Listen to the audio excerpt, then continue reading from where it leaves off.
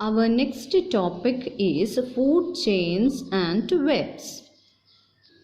As you see in the picture, this is a food relationship in our ecosystem. See, these plants, they are eaten up by deer, which in turn is eaten up by tigers. Here, plants eaten by grasshopper, grasshopper by frog, then by snakes, and snakes are eaten up by vultures or eagles.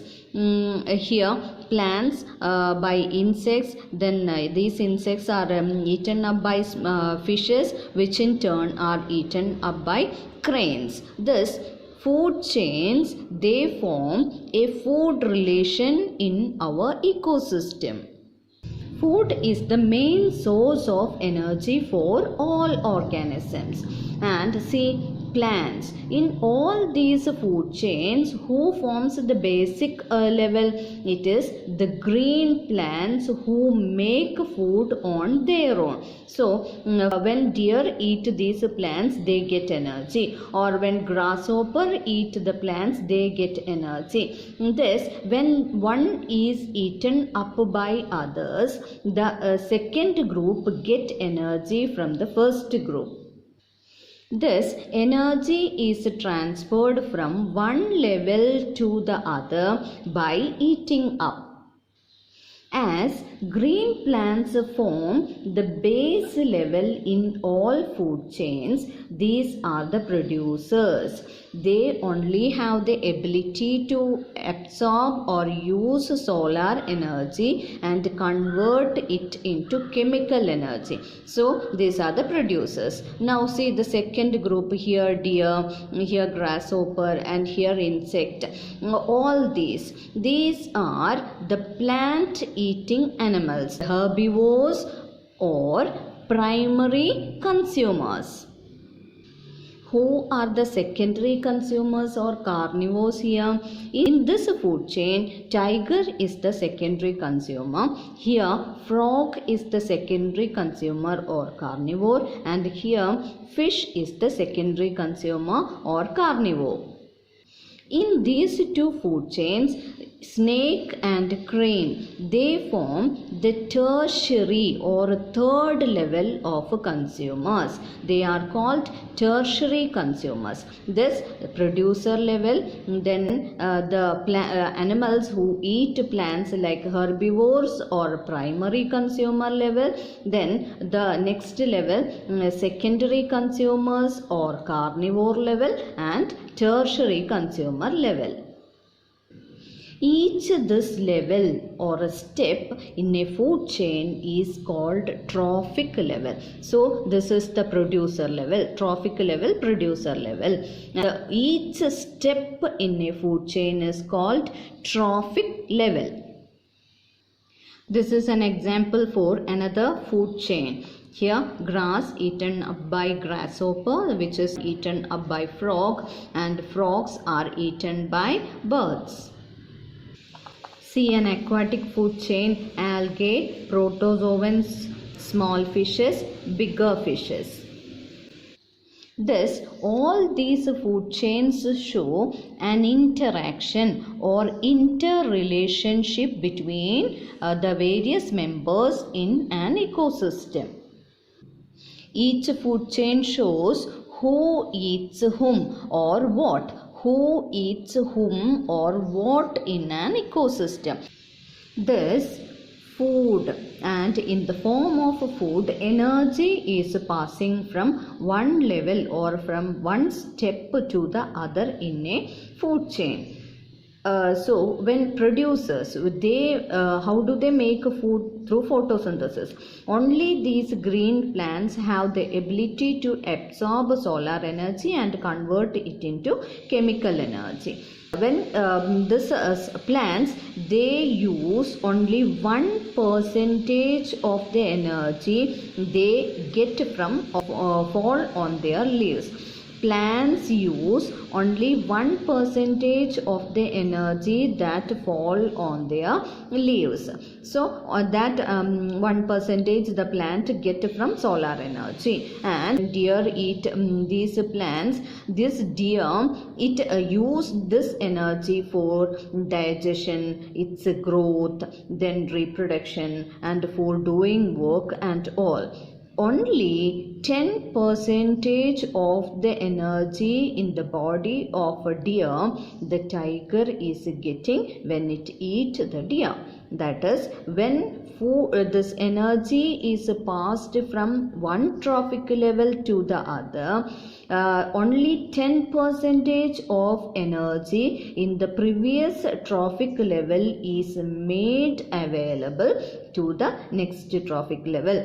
That is, plants, when deer eat plants, only 10% of energy in the plant body the deer is getting, and when grasshopper is eating this leaves, it is getting 10% of energy from plants. And when the frog is eating this grasshopper, the frog is getting only 10% of energy from grasshopper. This, when it goes up in a food chain, very less energy the last trophic level is getting. That's why most of the food chains are limited with maximum of 4 trophic level. After the 4th trophic level, very little energy is available for transfer to the next trophic level.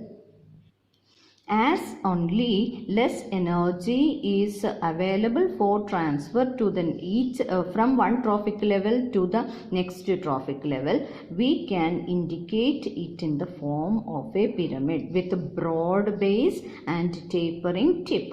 See, producers, they have maximum energy. Primary consumers considerably comparatively less energy, and the energy, it is going down, its quantity is going less when it goes up. And producers maximum energy, primary consumers, secondary consumers, and tertiary consumers have very less energy for transfer to the next trophic level.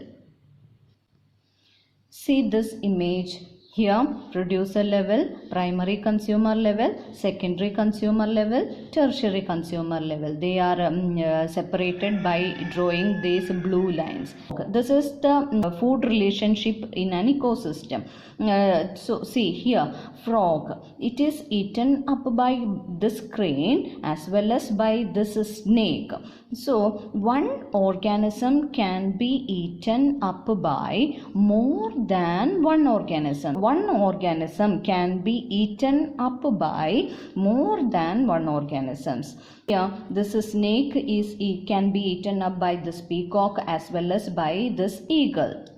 Rat can be eaten up by cat, by this snake, or by this owl. So one organism can be eaten up by more than one organisms. Thus, there is a complexity, a network in our ecosystem. This network in food chain is called food web. This is the energy flow diagram in an ecosystem. You can see energy from sunlight going to producers, then to herbivores, then to carnivores, and then to top carnivores. This diagram also has a broad base and it is going tapering or pointed towards the tip. What does it show? Those in the tip are getting less energy. And also see these arrow marks. This energy flow is unidirectional. What does it show? It is going only in one direction. The energy is not coming back from producers to solar input, or from herbivores to producers, or carnivores to herbivores. The energy flow is indicated only in one direction, means the energy flow is unidirectional. When we are getting the direct rays of sun, ultraviolet rays are falling on us.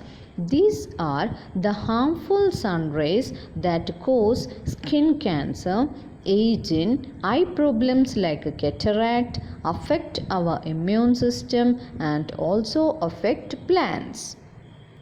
But we need not much bother about it. The ozone layer present in the stratosphere can shield the UV rays from sun. What is ozone layer? Ozone layer present in stratosphere is a 3 or triatomic molecule of oxygen. It is formed when UV rays split the molecular oxygen to atomic oxygen.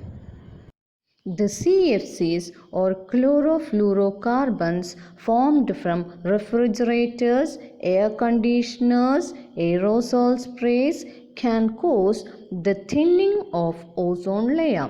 This phenomenon is known as ozone hole.